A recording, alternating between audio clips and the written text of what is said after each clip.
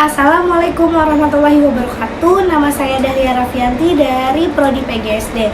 Di sini saya akan membuat video untuk kebutuhan ujian akhir semester pada mata kuliah bimbingan konseling di SD. Baik, saya telah melakukan layanan bimbingan konseling bersama narasumber yang dimana anak tersebut masih menginjak kelas 1 SD. Dan saya melakukan layanan tersebut di rumah narasumber. Selanjutnya di sini saya akan menceritakan layanan apa sih yang saya berikan terhadap anak tersebut. Jadi saya melakukan layanan bimbingan konseling memotivasi belajar anak yang bosan. Jadi anak yang saya bimbing ini, yang saya wawancara ini, dia selalu merasa bosan ketika belajar. Jadi anak tersebut ketika di rumah dia tidak pernah belajar, dia belajar hanya pada waktu ujian saja. Jadi ada pula faktor dari kenapa anak tersebut itu tidak semangat dalam belajar di rumah, karena mungkin di lingkungannya yang kurang kondusif, gaya belajar yang tidak ia sukai, lalu faktor teman sebaya, karena di lingkungan rumah narasumber ini cukup padat. Jadi banyak anak sore yang suka bermain gitu. Nah, jadi mungkin dari situ anak tersebut jadi kurangnya motivasi untuk belajar di rumah. Jadi di rumah anak tersebut inginnya bermain gitu. Nah, tapi alhamdulillahnya ini anak tersebut sangat suka olahraga.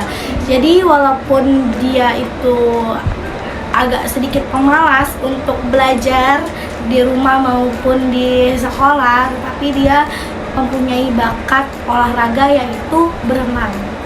Jadi anak tersebut, narasumber ini itu mengikuti kegiatan kursus atau private untuk renang.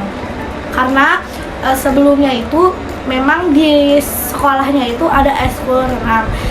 Nah, orang tuanya mendukung minat bakat dari anak tersebut karena hobi berenang. Jadi alhamdulillah anak tersebut sudah ikut beberapa kompetisi lomba.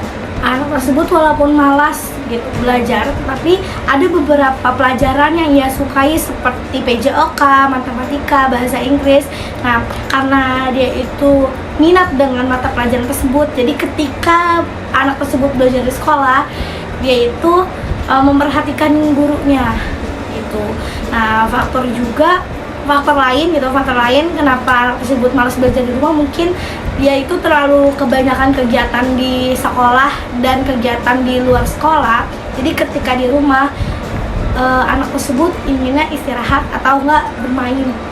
Ada pula solusi yang bisa diberikan kepada anak yang kurangnya motivasi belajar, yaitu menciptakan suasana belajar yang menyenangkan, kondusif, dan memberikan motivasi dan dukungan, serta membuat gaya belajar yang sesuai keinginan anak tersebut.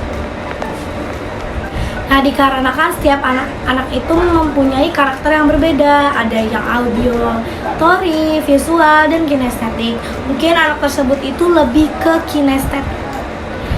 Makanya kita juga sebagai guru, orang tua juga harus menyesuaikan gaya belajar sesuai dengan anak tersebut. Jadi saya melakukan layanan bimbingan konseling kepada narasumber, yaitu saya membuat jadwal belajar yang menarik dan cara belajar yang tidak membosankan, supaya anak tersebut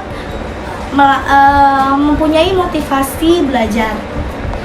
Lalu saya juga memberikan teks cerita inspiratif yang dimana cerita tersebut menceritakan anak-anak yang tadinya pemalas menjadi rajin. Jadi dari situ narasumber ketika membaca teks inspiratif juga ikut termotivasi untuk melakukan belajar di rumah. Cukup sekian video pemaparan saya tentang layanan bimbingan konseling. Kurang lebihnya mohon maaf.